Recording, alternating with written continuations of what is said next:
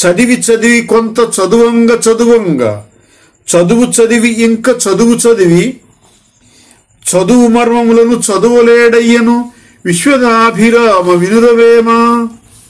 అంటే ఇతను ఎంతో చదువుతాడు కానీ అతను తలకెక్కదు. తలకెక్కనప్పుడు ఎంత చదివినా ప్రయోజనం ఏంది? చదివి చదివి చదివి ఎంతకాలం చదివినా, ఎన్ని చదువులు చదివినా అతనికి ఏమీ అర్థం కాదు. చదువుల్లోని మర్మం తెలియదు.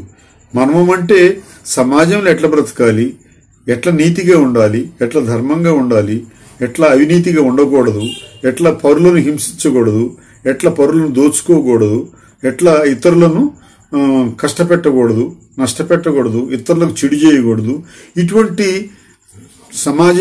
చదువులో ఉండే నీతి విధానాలన్నీ ఏమీ తలకెక్కవు. అంటే ఎంత చదివినా కానీ అతనికి ఆ చదువులో ఉండే మర్మం, ఆత్మతత్వం అంటే ఇదే. చదువు యొక్క ఆత్మతత్వం ఏంటి? మంచిని నేర్చుకో, చెడుని పరిహరించు, చెడుని దూరంగా పెట్టాలి, మంచిని నేర్చుకోవాలి అనేది చదువు ఉద్దేశం. బ్రతకడానికైనా, ఇతరులను బ్రతకనివ్వడానికైనా చెడును దూరంగా పెట్టు, మంచిని నేర్చుకో అనే ఉద్దేశంతో దాని చదువు యొక్క తత్వం, ఆత్మతత్వం అంతే ఉంటుంది. కాబట్టి అది అర్థం కాదు. ఇన్ని చదువు చదివినా అతనికి ఎందుకు అర్థం కానప్పుడు ఆ చదువులన్నీ అతనికి ఎందుకు పనికిరావు అంటే నిరర్ధకాలని అర్థం. అంటే అతను చదువు మీద దృష్టి సరిగ్గా పెట్టలేదు, అతని దృష్టి వేరే ఉన్నది, అతను ఒక రకంగా మంచికి దూరంగా ఉన్నాడు, చెడుకు దగ్గరగా ఆలోచిస్తున్నాడు అని అర్థం అవుతుంది ఇక్కడ. చిక్కి ఉన్న వేళ సింహంబునైనను బక్క కుక్క కరచి బాధ పెట్టు, బలిమి లేని వేళ పంతంబు చెల్లదు విశ్వదాభిరామ వినురవేమ. అంటే ఇక్కడ ముసలితనం వల్ల కానీ, అనారోగ్యం వల్ల కానీ బలహీనపడినటువంటి సింహం ఒక బక్క కుక్క వచ్చి కూడా దాన్ని కరిచి బాధ పెడుతుంది. అంటే అది కదలలేనప్పుడు బక్క కుక్క అయినా బాధ పెడుతుంది, చిన్న కుక్క పిల్ల అయినా బాధ పెడుతుంది. సింహము మృగరాజే, అంటే జంతువులన్నిటికీ రాజు లాంటిది, రాజు. దాన్ని చూస్తే అన్నీ భయపడి పక్కకు దూరంగా పారిపోతాయి. అది అన్నిటి మీద పెత్తనం చెలాయిస్తుంది, అన్నిటి మీద ఆధిపత్యం వహిస్తుంది. కానీ అది ముసలితనం వల్ల కానీ, అనారోగ్యం వల్ల కానీ, ఏదో ఒక రకంగా అది కదలలేని స్థితిలో ఉన్నప్పుడు, జబ్బుల వల్ల కానీ, ముసలితనం వల్ల కానీ, ఇంకేదైనా ప్రమాదాలు జరిగినప్పుడు కానీ అది కదలలేని స్థితిలో ఉంటే బక్క కుక్క కూడా వెళ్ళి దాన్ని కరిచి వస్తుంది, బాధ పెడుతుంది. బాధ పెట్టినట్టు కరవడం, ఆ పడుకున్న సింహాన్ని పోయి కరిచి వస్తుంది. అదేం చేయలేదు, ఎందుకని కదలలేని స్థితిలో ఉంది. అది ప్రమాదాలు జరిగి కదలలేని స్థితిలో ఉండొచ్చు, ముసలితనంలో ఉండొచ్చు, లేకపోతే అనారోగ్యం వల్ల కదలలేని స్థితిలో ఉండొచ్చు. అటువంటిది బక్క చెక్కిన కుక్క వెళ్ళి కరిచినా ఏమనలేదు, కదలదు, మెదలదు. అంటే కాబట్టి బలహీనుడైన సమయంలో పౌరుషం అనేది నెగ్గదు. బలహీన పడ్డప్పుడు పౌరుషం అనేది ఎప్పుడు నెగ్గదు. బలవంతుడివే కానీ బలహీన పడినప్పుడు ఆ పౌరుషం అనేది పనికిరాదు. పౌరుషాన్ని విడిచి కోరుకున్నవాడే బుద్ధిమంతుడు. నేను సింహాన్ని, నేను మనగాడిని, నేను హీరోని, నేను చాలా గొప్పవాడిని, నా ఎదురు మాట్లాడుతావా అని అంత పద్ధతిలో ఉండకూడదు. సింహం నేను మృగరాజుని, నన్ను నా దగ్గరకు వస్తావా అని గర్జించింది అనుకో, ఇంకా 2 కుక్కలు వచ్చి కరిచిపోతాయి. అంటే బలహీన పడినప్పుడు నువ్వు ఎట్లా ఉండాలి అంటే పౌరుషాన్ని వదలాలి. పౌరుషంతో ఉంటే నెగ్గదు అది. పౌరుషం వదిలితే నువ్వు బుద్ధిమంతుడి లెక్క. పౌరుషం వదిలి ఊరుకున్నావు అనుకో, బుద్ధిమంతుడి లెక్క అన్ని చూసి చూడనట్టు వెళ్ళిపోతాయి. నీకెవరు అపకారం చేయరు. నువ్వు అపకారివే అయినా నువ్వు పౌరుషం చూపించకపోతే నీకు బుద్ధిమంతుడిలాగా అందరూ చూసి వెళ్ళిపోతారు. అది బుద్ధిమంతుడి లక్షణం, ఊరకుండటం అనేది. చిత్తశుద్ధి కలిగి చేసిన పుణ్యంబు కొంచెమైన అది కొదువ కాదు, విత్తనంబు మర్రి వృక్షంబునకు ఎంత విశ్వదాభిరామ వినురవేమ.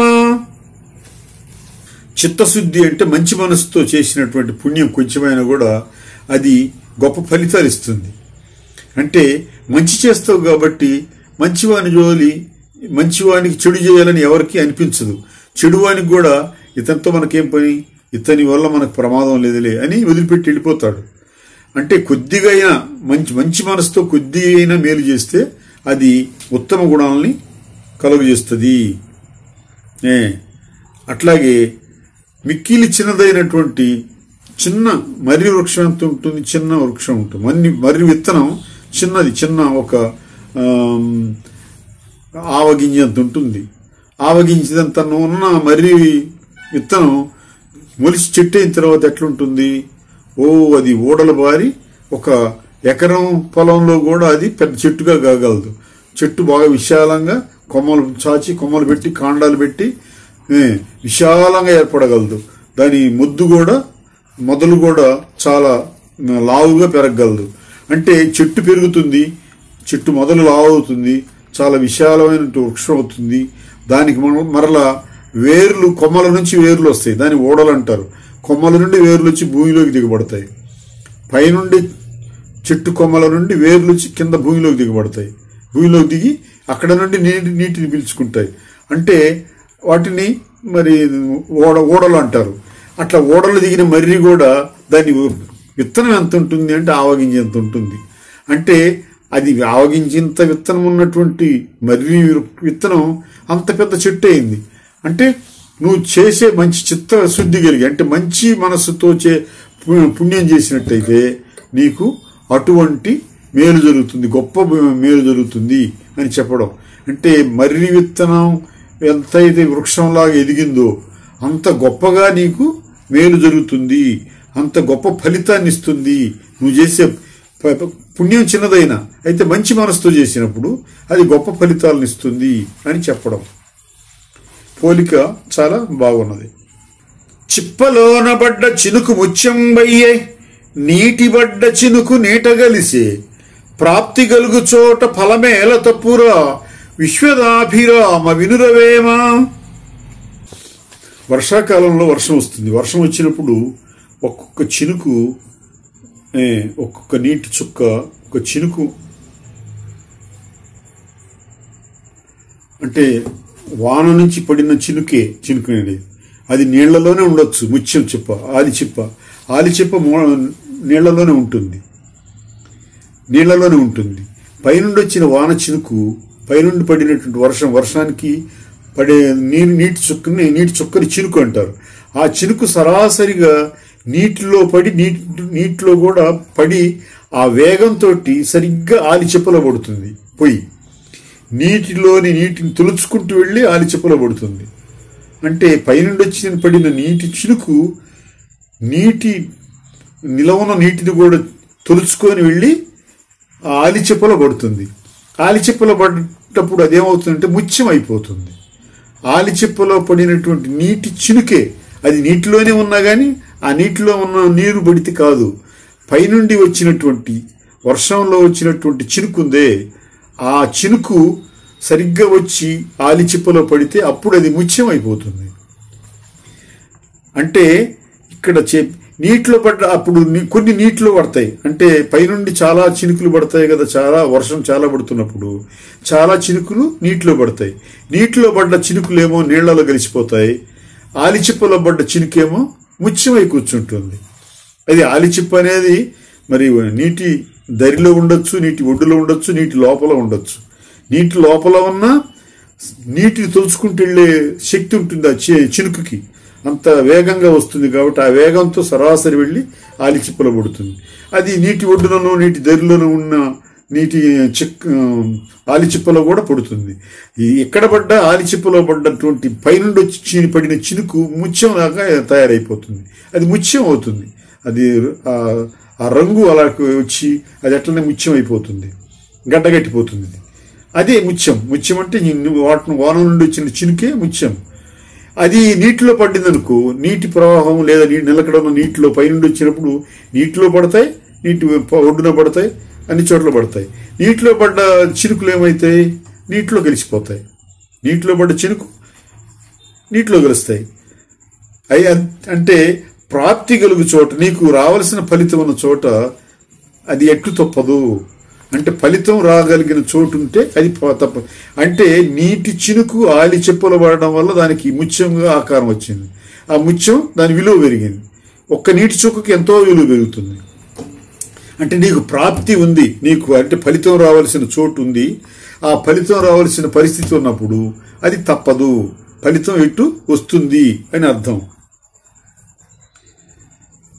ఫలితం ఖచ్చితంగా వస్తుంది, ఫలితం రాదగిన స్థితి ఉంటే వస్తుంది అని అర్థం. చెట్టు పాలు జనులు చేదందురిలలోన ఎనుపగొడ్డు పాలవెంత హితము, పదుగురాడు మాట పాడి అయి ధరచెల్లు విశ్వదాభిరామ వినురవేమా. కొన్ని చెట్ల నుండి పాలు వస్తాయి. తాటి, ఈత, మేడి, వేప ఇట్లాంటి చెట్ల నుండి నీరు వస్తుంది. అది నీరు తెల్లగా ఉంటుంది కాబట్టి అది పాలు అంటారు. ఆ చెట్ల నుండి వచ్చే వాటిని పాలు అంటారు. అదే తాటి చెట్టు నుండి వస్తే దాన్ని కళ్ళు అంటారు. ఈత చెట్టు నుండి వచ్చిన కళ్ళు అంటారు. వేప చెట్టు నుండి వచ్చినా కానీ కళ్ళునే అంటారు.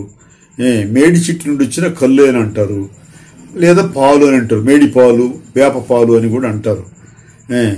అంటే తాడి, ఈత చెట్ల నుండి వచ్చిన వాటిని ఎక్కువగా వాడుకుంటారు కాబట్టి, ఎక్కువ తాగుతారు కాబట్టి వాటికి కళ్ళు అనే పేరు, పాలు అనరు వాటిని. ఈ వేప, మేడి చెట్ల నుండి వచ్చే వాటిని మాత్రం పాలనే అంటారు. అవి తెల్లగానే ఉంటాయి కానీ అవి చేదుగా ఉంటాయి. వేప పాలు బాగా చేదు, మేడి పాలు కూడా చేదుగానే ఉంటాయి, తీపి అనేది ఉండదు. అది మరి తాగడానికి పనికొస్తాయా? అవి తాగడానికి పనికొస్తాయి, ఆరోగ్యానికి చాలా మంచిది. ఇది చెట్టు పాలు ఆరోగ్యానికి చాలా మంచిది, ఆరోగ్యాన్ని కాపాడేవి అవి.